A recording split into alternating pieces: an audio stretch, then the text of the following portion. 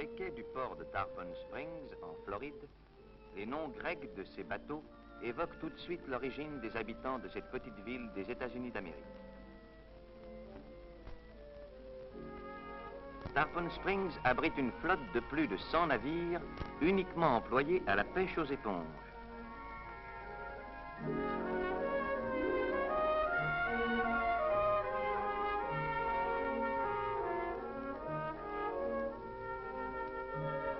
Ainsi, ces marins continuent au Nouveau Monde la même pêche que leurs ancêtres pratiquaient il y a 2000 ans dans les eaux de la Méditerranée.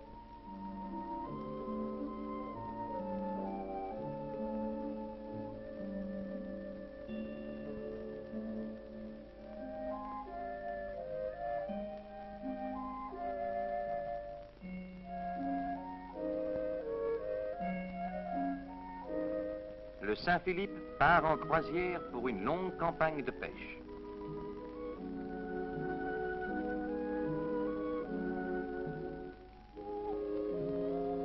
Son capitaine, Christidos, et tout son équipage portent les mêmes noms que ceux des marins de la mer Ionienne ou de la mer Égée, mais leurs prénoms, Johnny, Steve, Peter, assurent le trait d'union entre l'ancien monde et le nouveau.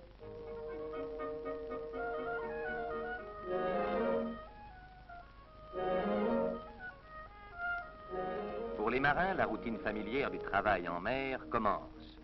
Il faut avant tout reconnaître l'endroit le plus propice où l'on risque de trouver les éponges recherchées. En pleine mer, la surface des eaux particulièrement sombre rend le fond invisible, mais le capitaine du Saint-Philippe a su guider son bateau vers les récifs de corail où aiment vivre les éponges. Sans aucun doute, les échantillons de rail prélevés au fond des eaux laissent espérer que de nombreuses éponges se cachent quelques dizaines de mètres en dessous de la quille du navire. Mais la nuit bientôt sera tombée. Mieux vaut attendre le jour et dès maintenant jeter l'ancre.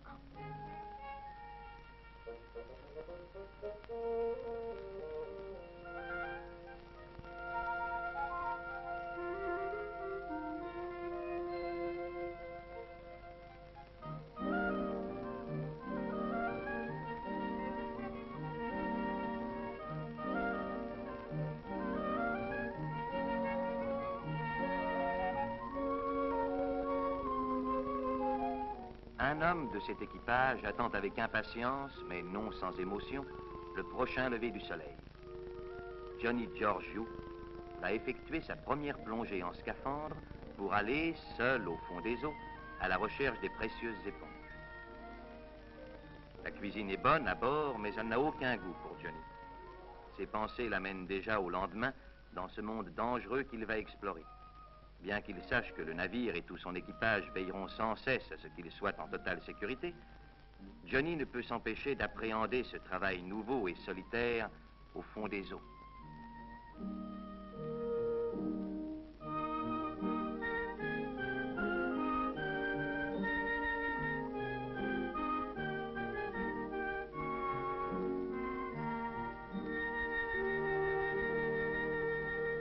Que trouvera-t-il demain au cours de sa première plongée?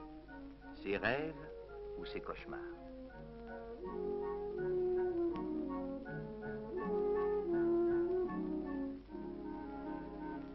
Peter Velouzis, vieux pêcheur expérimenté, a connu lui aussi autrefois ces mêmes pensées et ces mêmes craintes.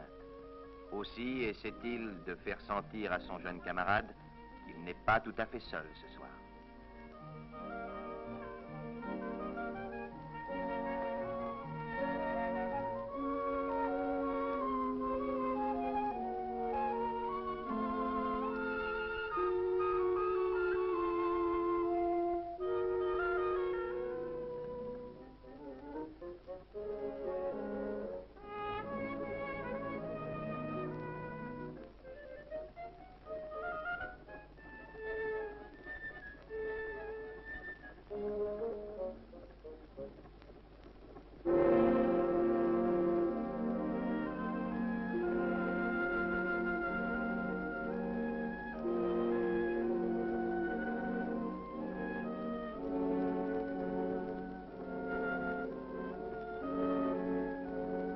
Voici enfin l'heure tant souhaitée, tant désirée.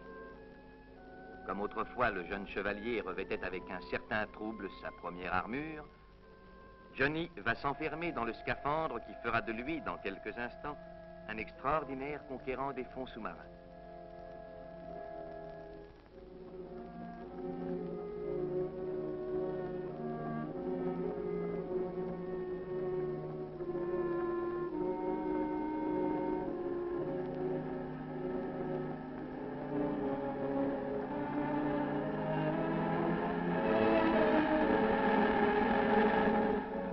Dès maintenant, Johnny se sent isolé, tel un homme qui serait l'unique habitant d'un univers inconnu.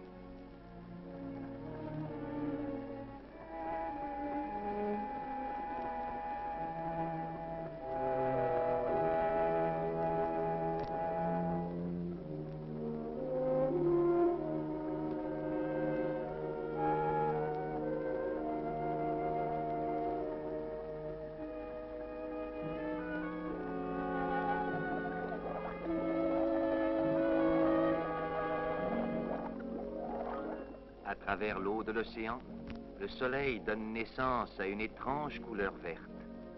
Un monde tout vert où il semble que les poissons évoluent dans une sorte de forêt magique. Et devant ce paysage de rêve s'effacent pour toujours toutes les angoisses de Johnny.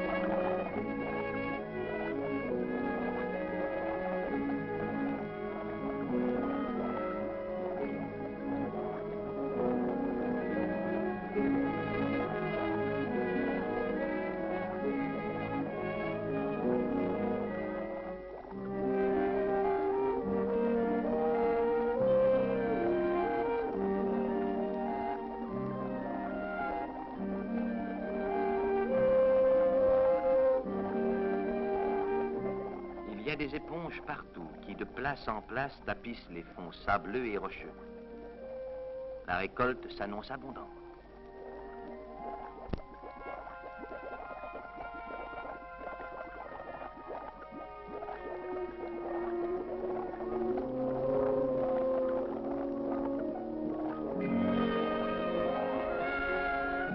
Toutes craintes enfuies, seul au fond des eaux, Johnny a pris enfin conscience de son nouvel état.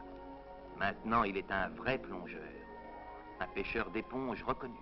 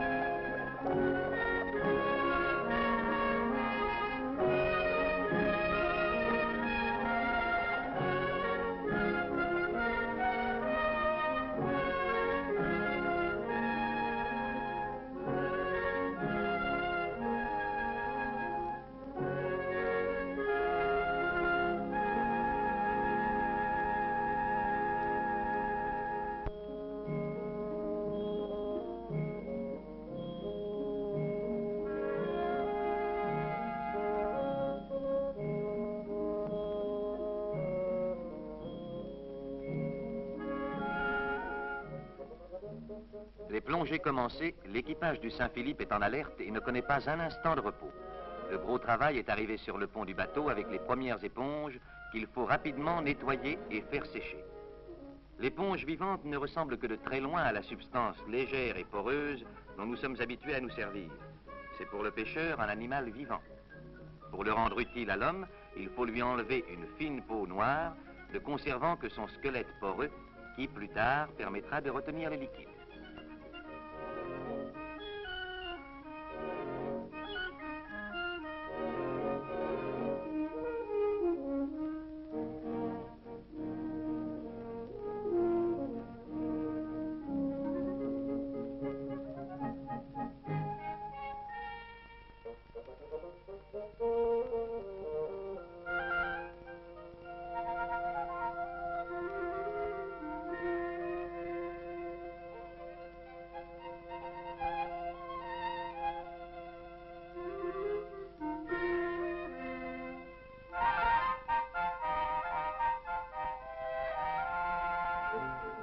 Ceci fait, l'éponge lavée est prête à sécher au soleil.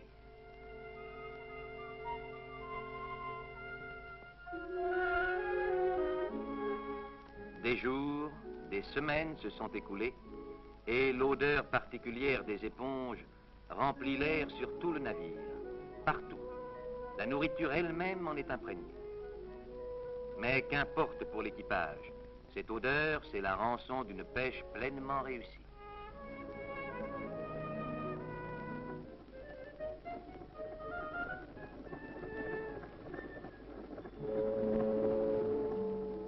Malgré tout, des pensées nostalgiques règnent ce soir. C'est la veille de l'Épiphanie, la plus grande fête de l'Église orthodoxe grecque.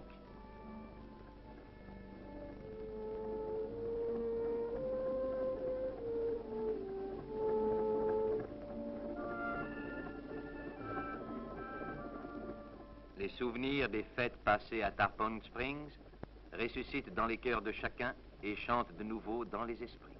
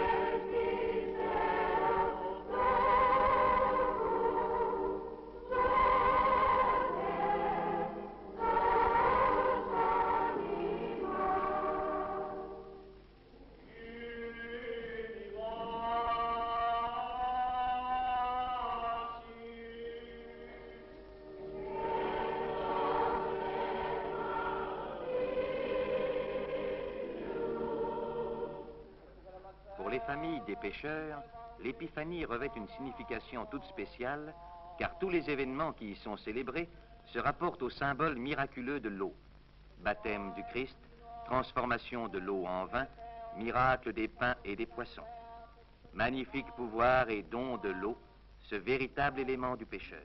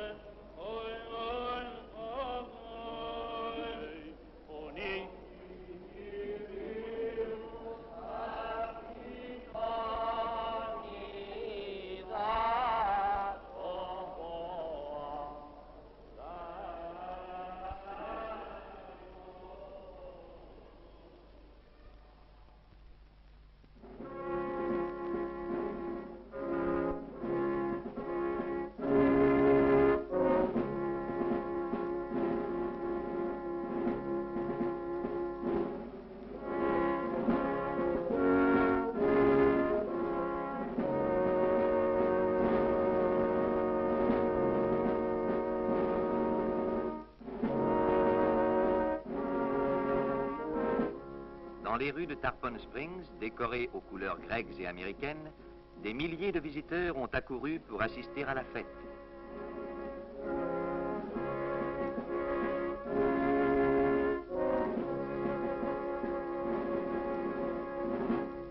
Aujourd'hui parfaits citoyens des États-Unis, ces hommes et ces femmes entretiennent le souvenir du pays de leurs ancêtres.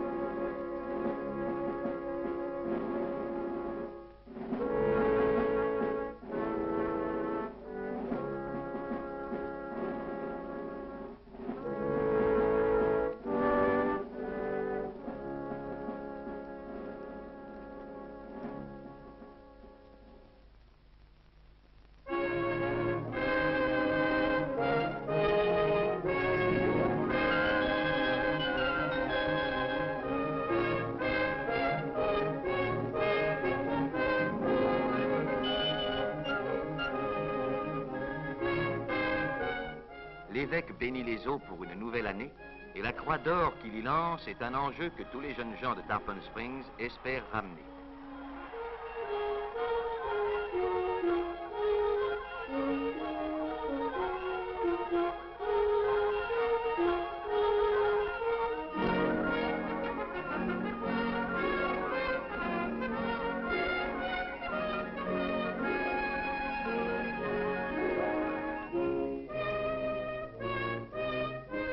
La tradition veut en effet que celui qui retire cette croix de l'eau ait de la chance toute l'année.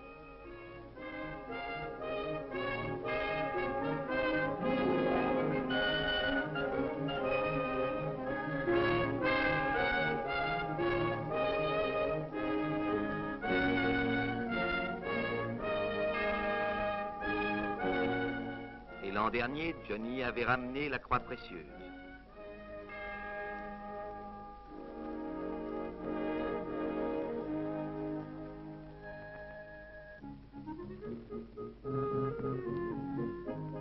Aujourd'hui, devenu homme, il plonge dans les profondeurs du golfe du Mexique et découvre ce monde inconnu des étendues sous-marines.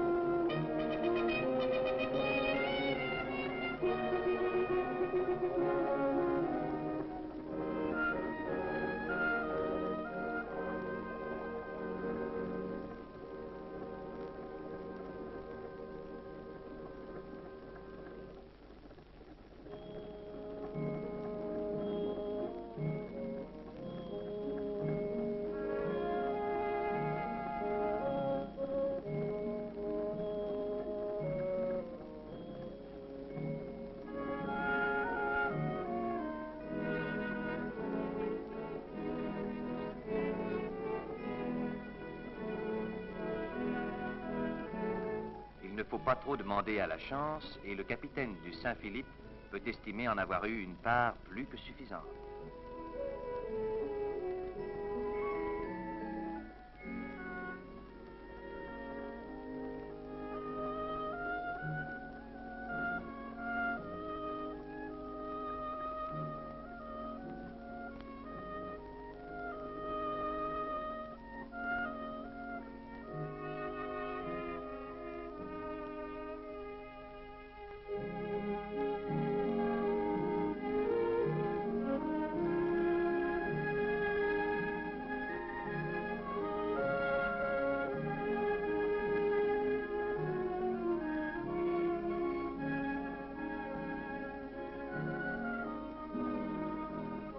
La pêche est terminée, le bateau va bientôt retrouver les quais de Tarpon Springs et l'équipage peut maintenant se détendre.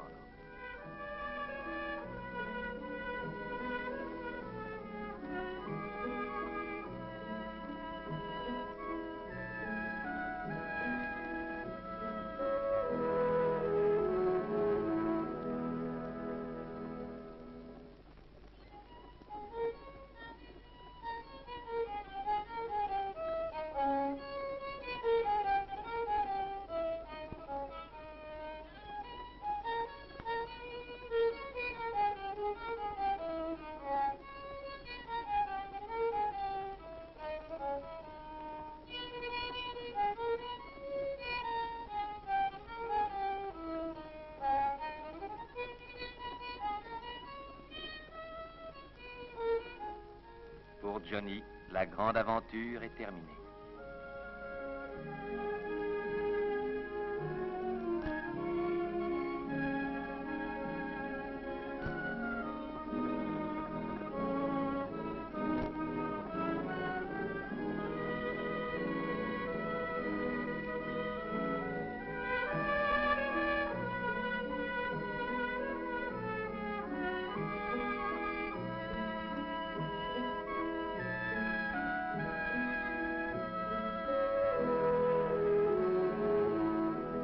Les éponges vont être transportées au rivage et emmagasinées au marché aux éponges. Travail moins enivrant que les plongées en scaphandre.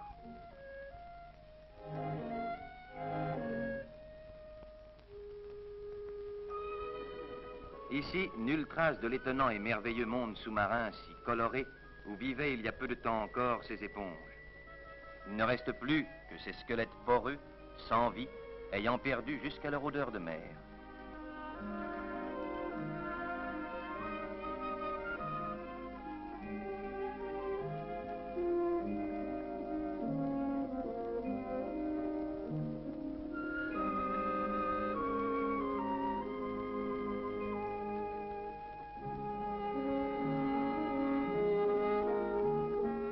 Triées, rassemblées suivant leur taille et leur qualité, les éponges sont prêtes maintenant à être vendues. La pêche étant régie à tous ces stades selon un système de coopérative, chaque membre de l'équipage a son mot à dire pour le prix de vente des éponges. Aussi le capitaine n'accepte-t-il aucune offre sans le complet accord de ses hommes.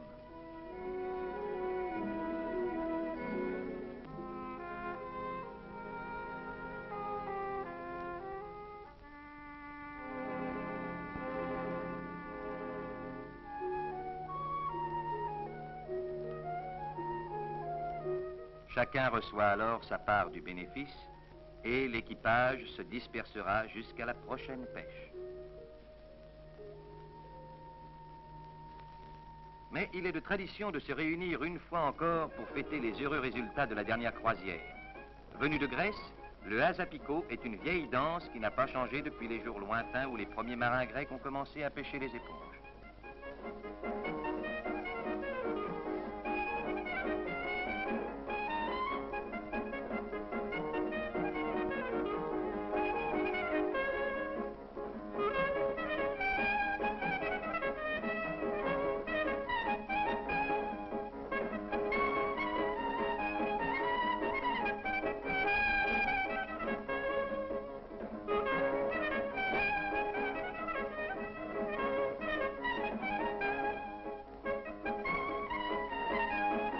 Les plats servis aux invités sont eux aussi semblables à ceux que l'on prépare en Grèce.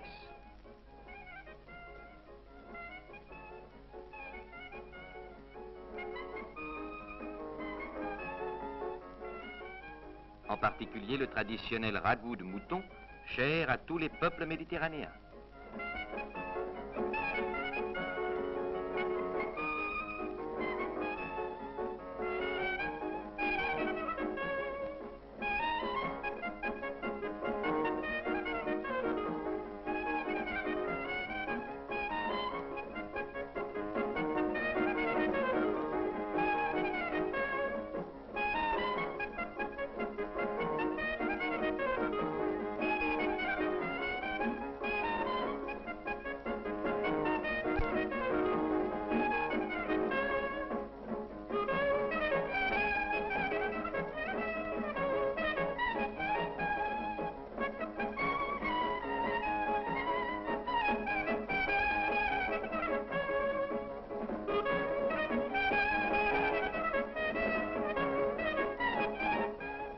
Et c'est ainsi que parfois, sur les côtes de Floride, l'ancien monde a donné rendez-vous au nouveau.